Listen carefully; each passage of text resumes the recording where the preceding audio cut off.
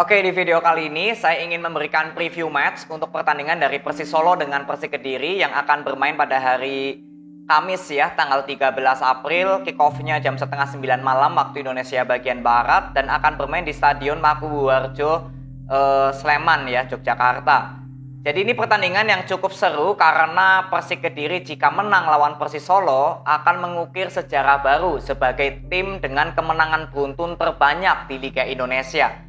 Karena saat ini ada Persik Kediri, PSM Makassar, dan Bali United ya yang memiliki rekor 9 kemenangan beruntun.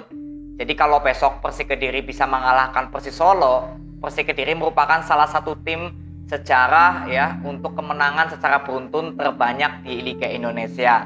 Sedangkan untuk Persis Solo memang sudah tidak ada pencapaian lagi ya, karena kalau kita lihat dari klasemen sebenarnya juga sama dengan Persik Kediri, sudah tidak ada target lagi, tapi untuk Persik Kediri memang ada bonus ya, yaitu bisa mengukir sejarah sebagai tim kemenangan terbanyak di Liga Indonesia. Jadi menurut saya tekanan tertinggi ada pada Persik Kediri ya.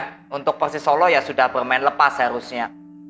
Lalu kalau kita lihat dari permainan kedua tim, sebenarnya untuk Persis Solo dengan Persik Kediri ya, kalau saya sudah lihat, Persis Solo ini sebenarnya skema permainannya masih inkonsisten.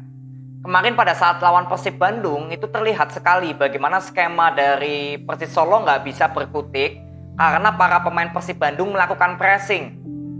Nah ini juga Persis Solo harus mewaspadai permainan dari Persik Kediri karena Persik Kediri pun sebenarnya juga bermain pressing. Hanya saja memang lawan Persikabo kemarin pressing-pressing yang dilakukan oleh para pemain Persik Kediri ini nggak terlihat maksimal. Maka dari itu yang saya ingin lihat di pertandingan besok untuk Persis Solo adalah bagaimana keluar dari tekanan pressing ya jika dilakukan oleh para pemain Persik Kediri.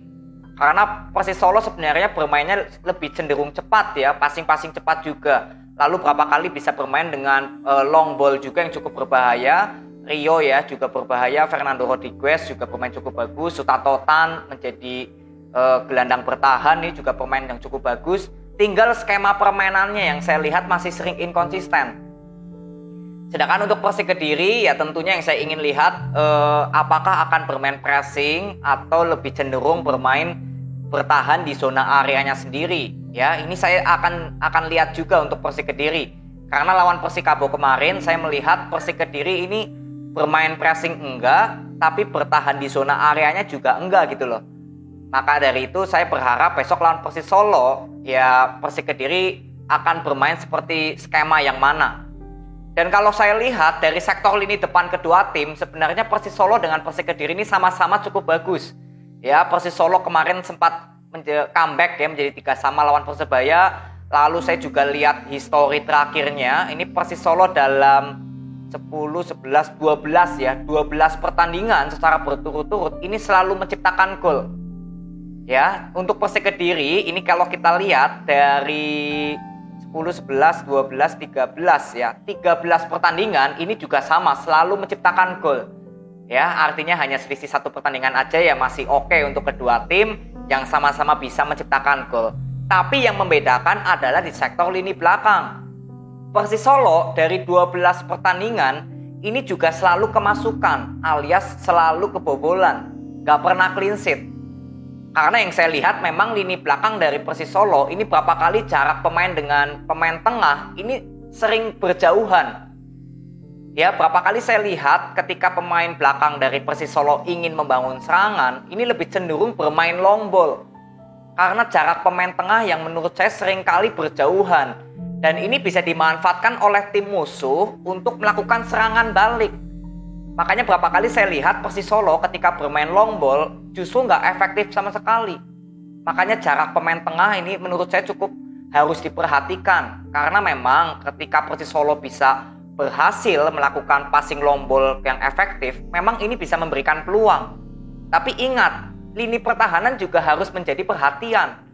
Ya, jangan sampai hanya bagus di sektor depan, tapi sektor belakangnya justru nggak maksimal.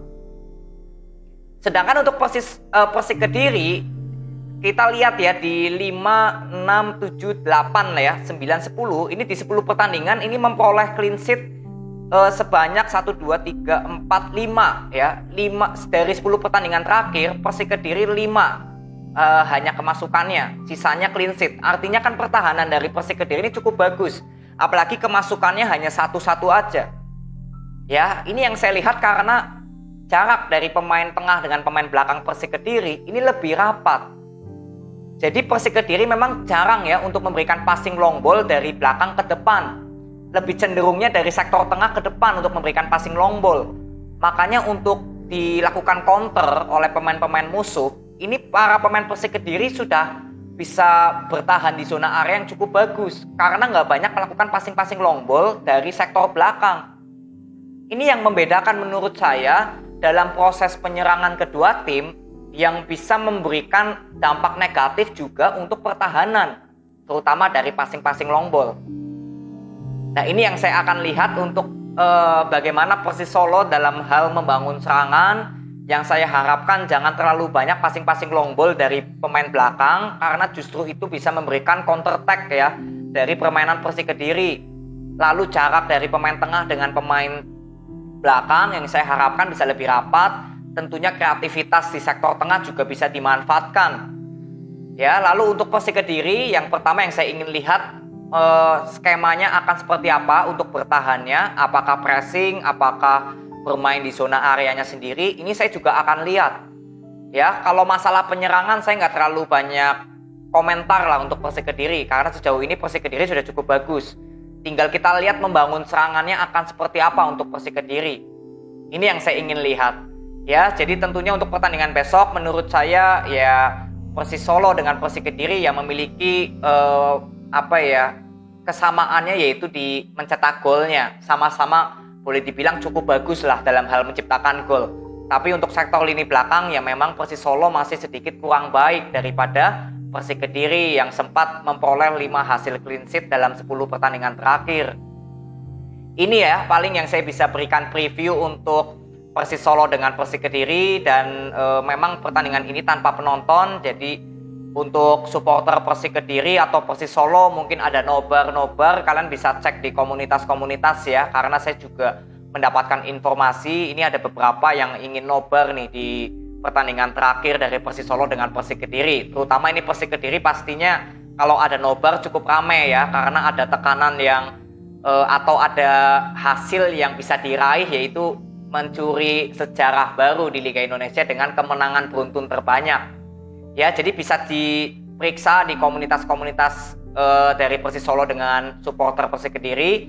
Semoga pertandingan besok bisa berjalan dengan baik, dan saya berharap ya untuk Persik Kediri semoga bisa bermain dengan maksimal untuk mengukir sejarah, dan Persis Solo juga jangan bermain inkonsisten lagi semoga, dan di pertandingan besok kan pertandingan terakhir, semoga juga bisa bermain maksimal ya, agar bisa memberikan kepuasan kepada supporter Persis Solo di akhir pertandingan lawan Persik Kediri.